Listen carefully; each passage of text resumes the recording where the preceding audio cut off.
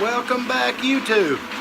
Alright, this is fixing to be the worst example that you could ever think of for camera work, but I'm going to make you suffer through it. We're done tumbling our 270 brass.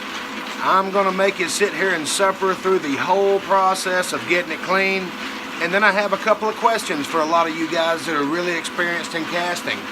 I've got something that's blowing my mind. Stay tuned.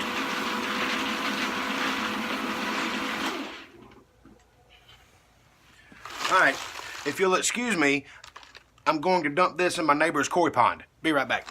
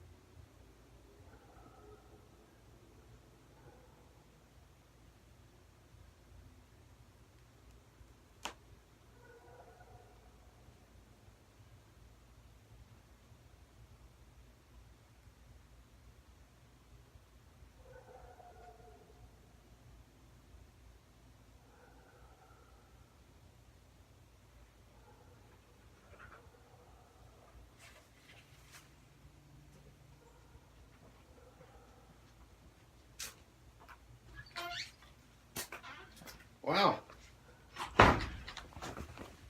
They actually liked it. They started biting at the little steel pins as they were falling down. It was great. Should have seen it. I'm just kidding. I put it in my cat's litter box. Alright, so what we're going to do now, flip it over in this big ass bucket. Wow, I put that on there tight. Alright.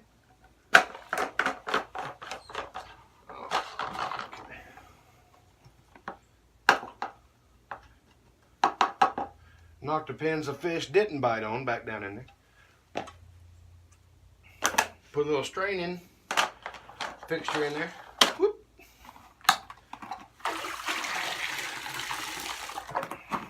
Alright. Now, all this water that I'm using is all recycled. And I'm not really kidding now. This is all rainwater that comes off the roof. Everything that I use for my reloading endeavors. And you know, casting and all that stuff. All that water is stuff that comes off the roof, off the back side of my house, and I collect it in several different sized vessels. I have 55 gallon, I have 400 gallon, I have 800 gallon. I collect all that water, and that's what I use to water my yard, to fill up these buckets. Anytime you've ever seen me with a bucket, including a quench bucket for the casting sessions, it's all come out of that. Not because I give a shit about the environment, it's because I'm too cheap to pay the city for the water. But enough with that. Alright, we're getting real close here. Let me grab a nice clean towel. I'll step out on the back porch and dry it off and show you what I got. Be right back.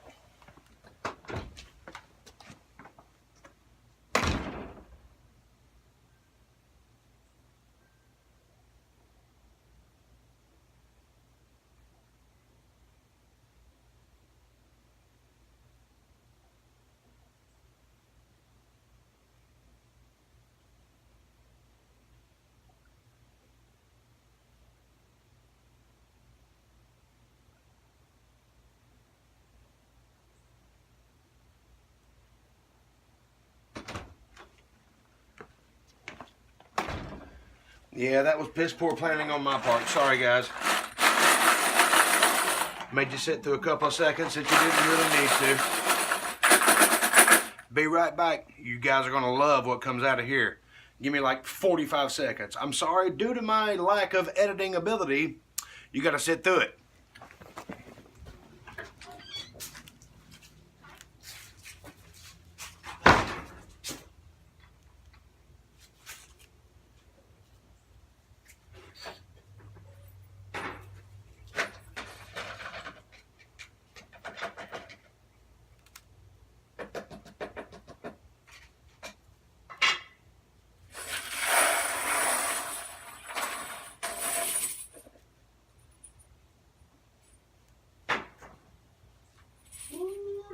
pretty stuff right there.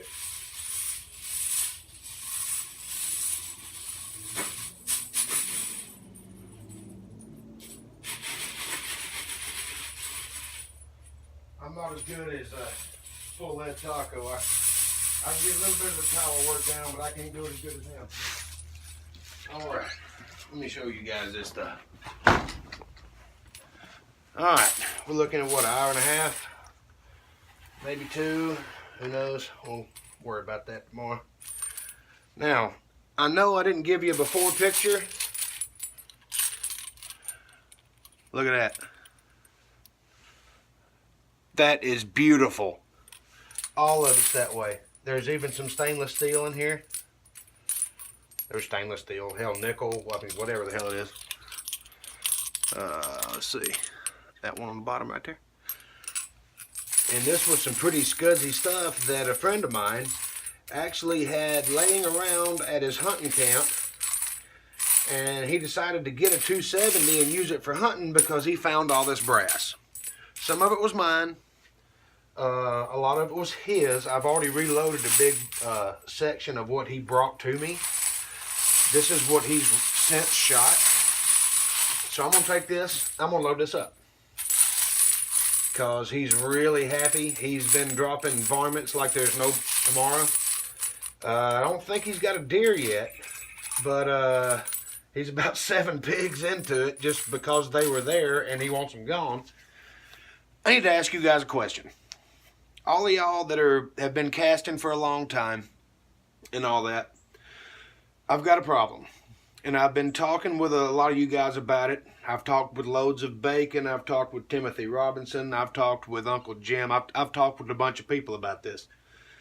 I've got new molds. Brand new molds.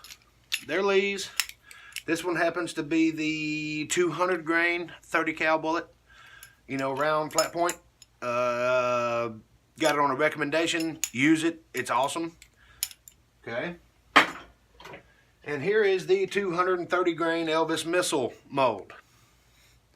We've all seen this.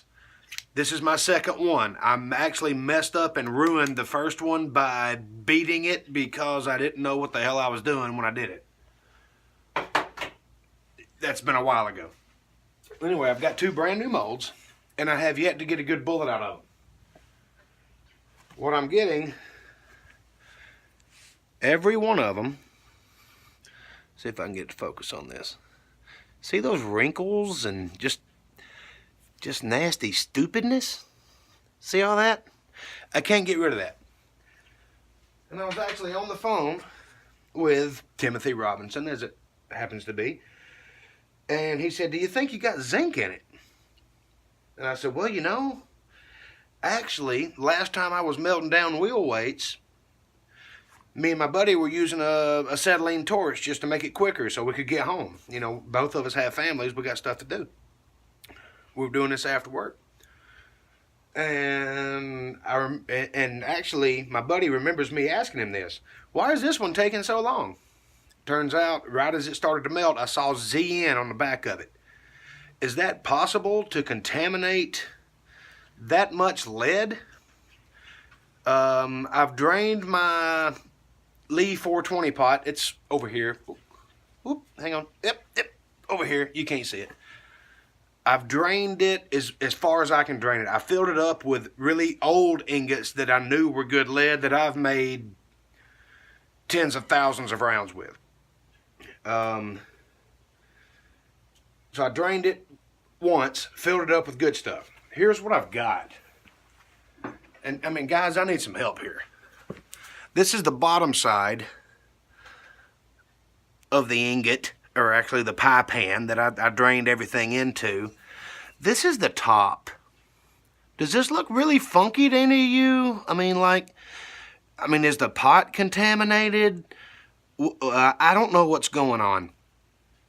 If I need to get a new pot, I'll get a new pot. I'm really kind of upset because this right here is about, I don't know, 15 pounds. And I've got 2 more out there on the back porch. I don't know what to do with them.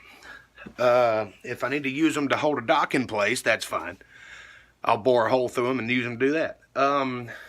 If any of you guys have any ideas over why I can't get a straight damn bullet after 4 2.5 hour long casting sessions, no shit, running 40 pounds of lead through each one of these molds, and still hadn't got a good bullet. I've washed them, scrubbed them, used alcohol, used lighter fluid, everything. When I did lube them, I didn't get anything in the cavities, but I will run 20 pounds through one of these molds, and none of the bullets are useful.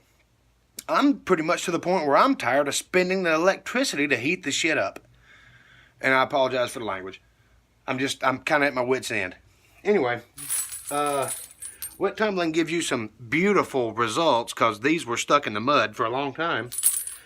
Guys, I hope you watched the last video I just put in. Little quick video on the stuff that I carry with me every day to get home in case something stupid happens on my way home. But anyway, that's the process that I use to wet tumble. These are the results I get, and I will see you guys in the next video. Merry Christmas and God bless, guys.